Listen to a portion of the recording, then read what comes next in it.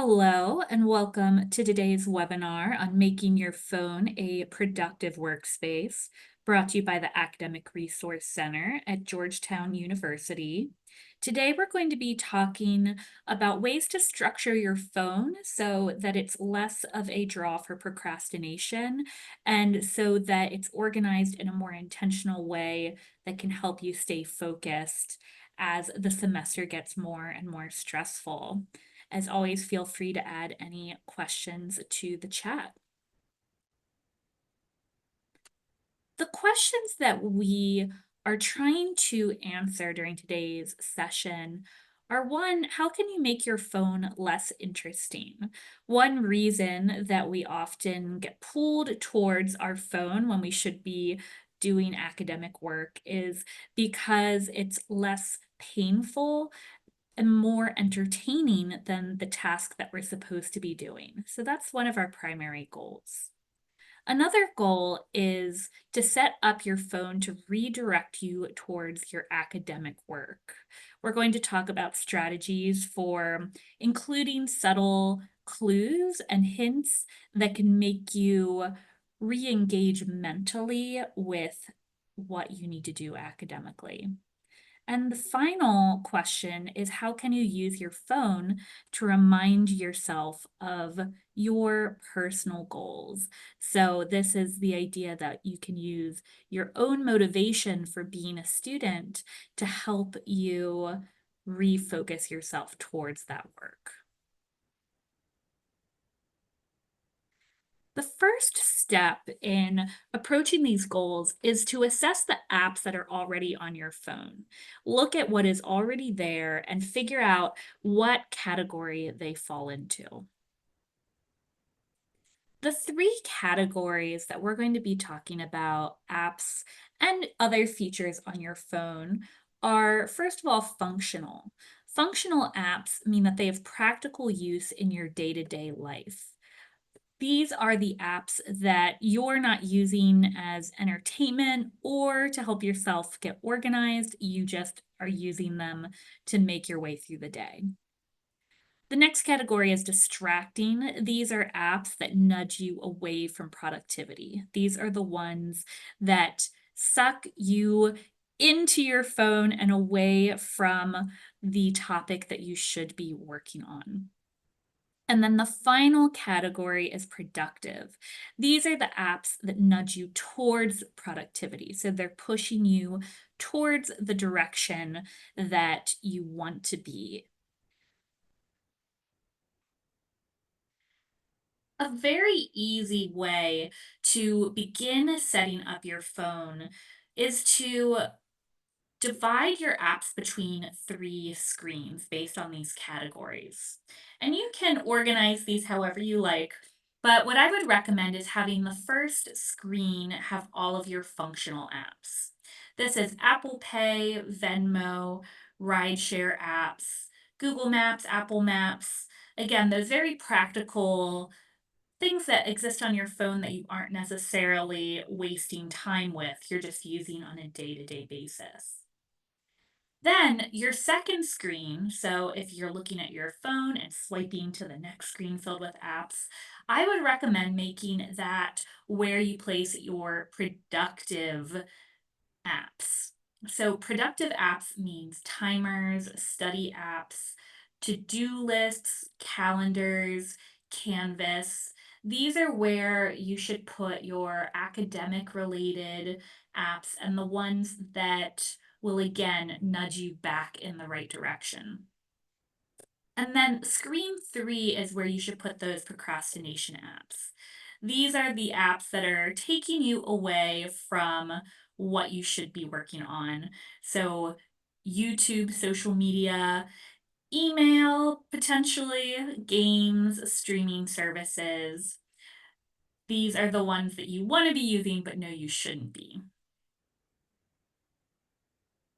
So once you've divided your apps up into those three screens, the next step is to customize your procrastination screen. So going in and further editing the way that the apps that distract you appear on that third screen. Start by determining which apps distract you the most. There's a lot of apps that can pull you away from your schoolwork, but there's probably one or two that are your weakness. For me, this is YouTube. I can get sucked in and I waste time, and it's so easy to keep engaging. For you, it might be TikTok, it might be Instagram, but it's important to highlight what is that number one or number one and number two apps that are the most distracting for you. And you want to work to make those apps more difficult to access.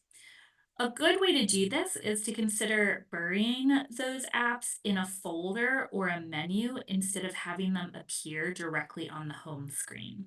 So, the idea is if you get sucked into TikTok really easily, if you pick up your phone, you need to swipe to a third home screen to get to your page where you can get to that app. And then you need to go into a folder or into another menu in order to get to it. That's still something that will allow you to get to that app, but there's a chance that in that time, you might reconsider where you're headed, or you might see another app that you could spend time with instead. A lot of times we spend so much time with our phone now that any moment that we feel disengaged from work or we need to take a break, we'll often even just handle our phones. We just are happier when we're touching it, we fiddle with them, and sometimes we automatically go to those apps. And so, creating even the teeniest, tiniest little barriers to getting there might give you a chance to reconsider the decision making process. You should also determine which apps you use as light procrastination. The goal with restructuring your phone isn't to change your brain chemistry forever and suddenly change how you spend every moment. It's unrealistic to say you're immediately going to stop procrastinating forever. So, what you should do is have a plan for how you will procrastinate. Look at the apps on your phone and figure out what apps on here let me take a break, but aren't necessarily apps that will suck me in forever. So for me, YouTube is one that I need to hide deep in my phone, but something like a crossword puzzle app is something that I might take a break with, but I'm not going to be so recklessly engaged with it that I'll stop doing my work forever. So, having these apps available directly on the home screen of your procrastination page will be another barrier between you and that extra distracting app. So, if you swipe to your third page, your procrastination page, and you need to still take a few steps to get to TikTok, maybe you can go to the crossword app instead, or go to Libby, which is the library's app instead. So if you can find something that's going to be a better short break, it'll play the role, excuse me, of keeping you from that bigger procrastinator. Another element to consider is to incorporate your personal and academic goals into the platforms that distract you the most. Perhaps you know yourself and you're trying to avoid Instagram, but you can't, or you want to step away from YouTube, but it's still something you're spending a lot of time on. Consider follow content creators related to either productivity or your subject of interest. This could mean finding YouTubers who create shorts or content around scheduling or being a college student. The ARC has a YouTube page. It could mean downloading podcast episodes or videos related to your subject of interest.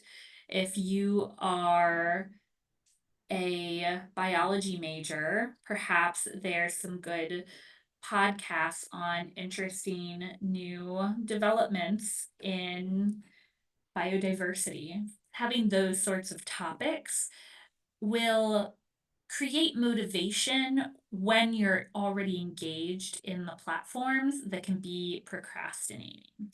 And so, what you're doing with this is sprinkling cues throughout your media that might nudge you back towards productivity.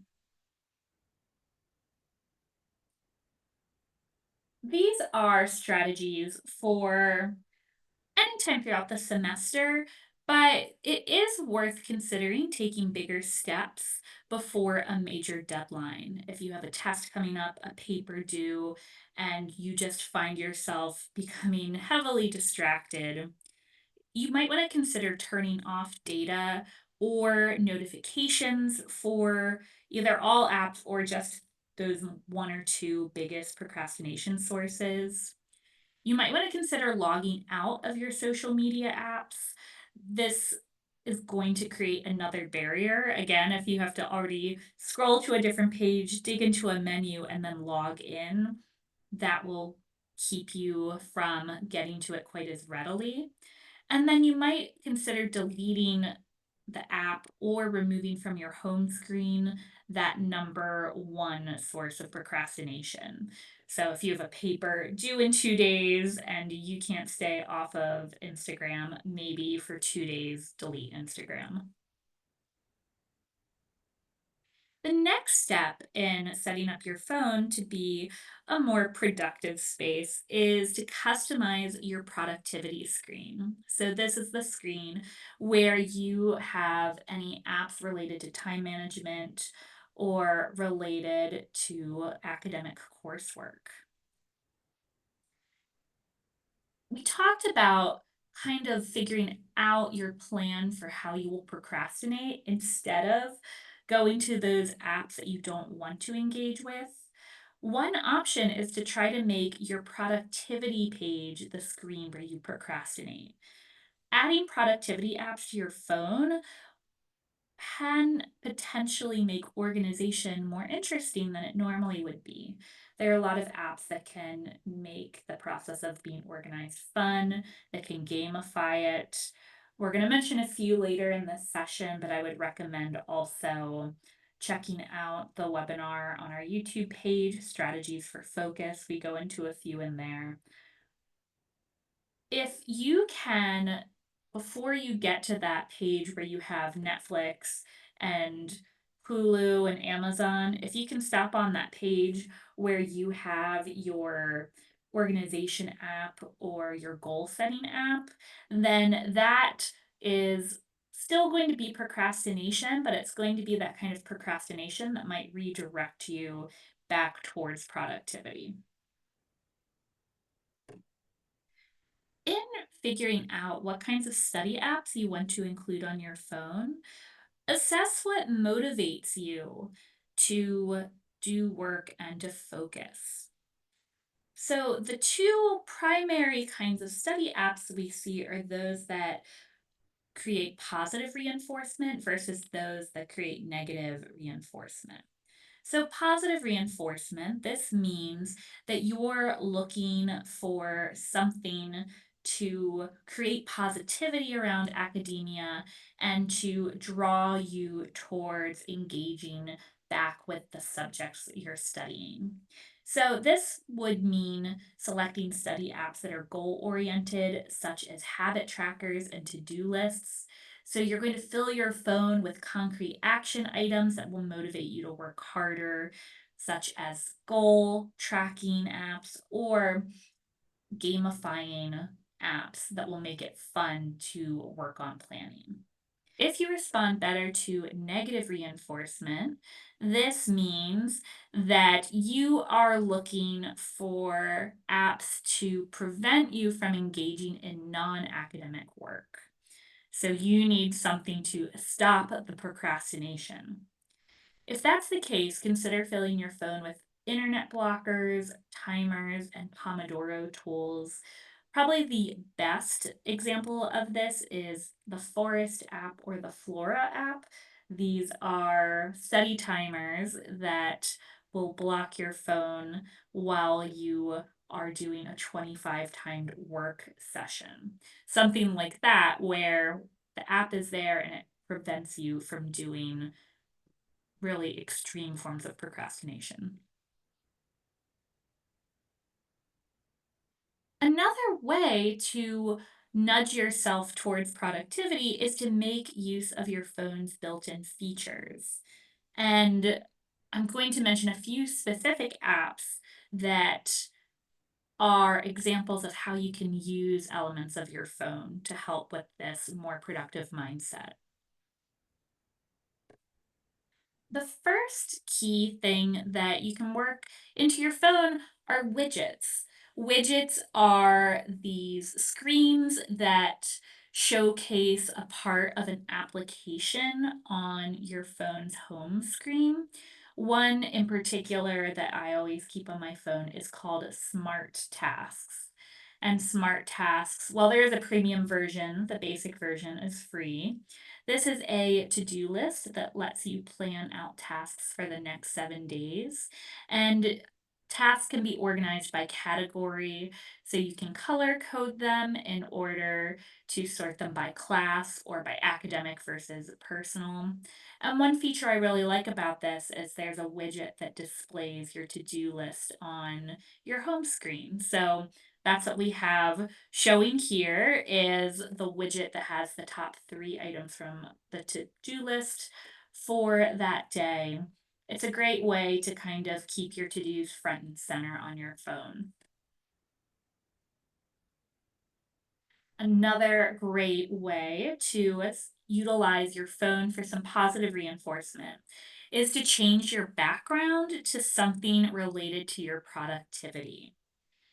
This could be making a to-do list and putting it as your background, something that's maybe a bit more positivity focused instead of task focused is an app called Mood Board, which again has a free basic version. This allows you to make a mood board, which is essentially a collage from your photos on your phone. So you can take multiple photos and compile them and add text alongside images on top of images. So this creates these mood boards, which you can, among other formats, save as a phone background.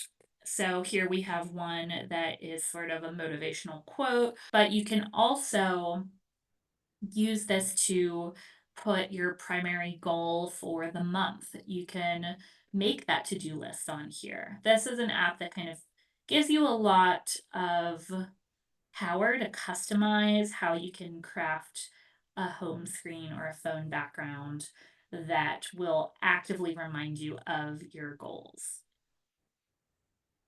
Another feature that is not an app but is a function on most phones is putting your phone in grayscale. For a lot of phones, this is an accessibility function. I would recommend Googling, depending on your phone model, how do I put my phone in grayscale? And most of them, it's something that's not super intuitive, but it's usually in settings. And what this does is essentially put your phone in black and white. So, why is this helpful?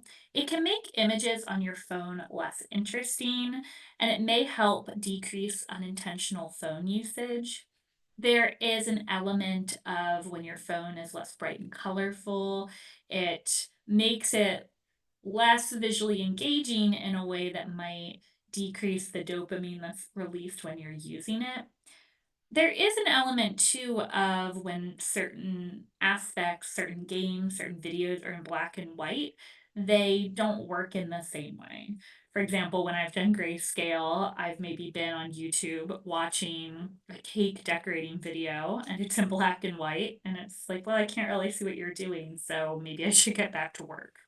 So this could be something to try out to, again, make that phone less of a draw. Talking about how your phone can be a part of your productivity wouldn't be complete if we didn't consider where your phone is while you are working. This is perhaps the most obvious piece of this webinar, but somehow not one that's used the most. Some basic strategies is to think about the physicality of your phone. Turn your phone off while you're working, put it away, or leave it in another room. Having your sound off and your phone in your backpack, having it in another room, having it turned off while you're studying for a 2 hour study block will make it less of a temptation. Sometimes I've heard folks comment that they can't do this because someone is in touch with them or they're planning to talk to someone later. If that's the case, let your friends or family members or colleagues know that you'll be unavailable for a few hours. Say, I'm going to study until 2 p.m., I'll check my phone then. Very easy to do, very straightforward, but that can be a good way to get over this barrier of feeling like you need to be available. If you want to keep your phone there, or if you need to keep it there, maybe there is something on your phone like Canvas that you need to have available.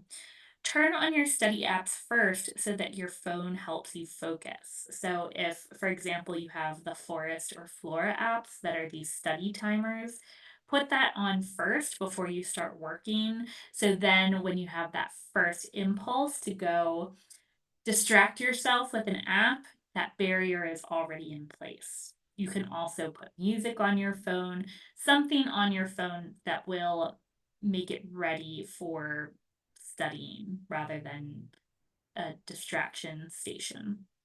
But that's it for our intro to setting up your phone for procrastination. Feel free to add any questions to the chat. And thank you so much for joining me today.